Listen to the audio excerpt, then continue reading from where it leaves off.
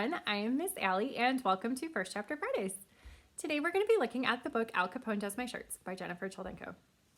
This book follows the story of Moose and his family, and they move to Alcatraz Island so that his dad can be a prison guard and so that they can send his older sister Natalie to a special school in San Francisco to help her with her condition, which is today known as autism.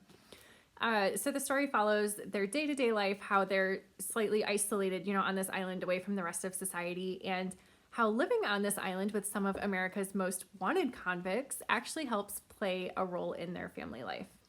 So with that, let's see Chapter 1.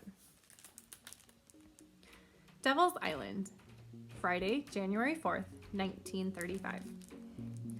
Today I moved to a 12-acre rock covered with cement, topped with bird turd, and surrounded by water. Alcatraz sits smack in the middle of the bay. So close to the city of San Francisco, I can hear them call the score on a baseball game on Marina Green. Okay, not that close, but still. I'm not the only kid who lives here. There's my sister Natalie, except she doesn't count. And there are 23 other kids who live on the island because their dads work as guards or cooks or doctors or electricians for the prison like my dad does. Plus, there are a ton of murderers, rapists, hitmen, conmen, stick-up men, embezzlers, connivers, burglars, kidnappers, and maybe even an innocent man or two, though I doubt it. The convicts we have are the kind other prisons don't want. I never knew prisons could be picky, but I guess they can. You get to Alcatraz by being the worst of the worst. Unless you're me. I came here because my mother said I had to. I want to be here like I want poison oak on my private parts. But apparently nobody cares because now I'm Moose Flanagan, Alcatraz Island Bay. All so my sister can go to the Esther P. Marinoff School, where kids have macaroni salad in their hair and wear their clothes inside out, and there isn't a chalkboard or a book in sight. Not that I've ever been to the Esther P. Marinoff, but all of Natalie's schools are like this. I peek out the front window of our new apartment and look up to see a little glass room lit bright in the dark night. This is the Dock Guard Tower, a popcorn stand on stilts where somebody's dad sits with enough firepower to blow us all to smithereens. The only guns on the island are up high in the towers or the catwalks, because one flick of the wrist and a gun carried by a guard is a gun carried by a criminal. The keys to all the boats are kept up there for the same reason. They even have a crapper in each tower so the guards don't have to come down to take a leak.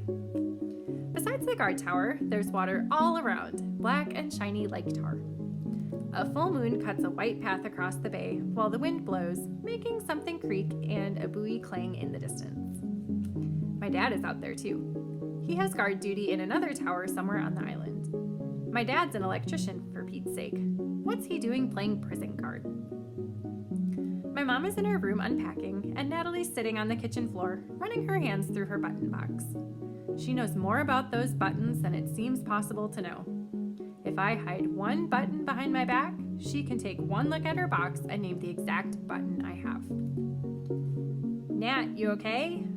I sit down on the floor next to her. Moose and Natalie go on a train. Moose and Natalie eat meatloaf sandwich. Moose and Natalie look out the window. Yeah, we did all that. And now we're here with some swell fellows like Al Capone and Machine Gun Kelly. Natalie Flanagan's whole family.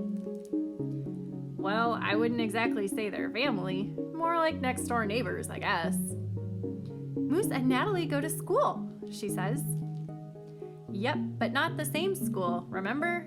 You're going to this nice place called Esther P. Marinoff. I try to sound sincere.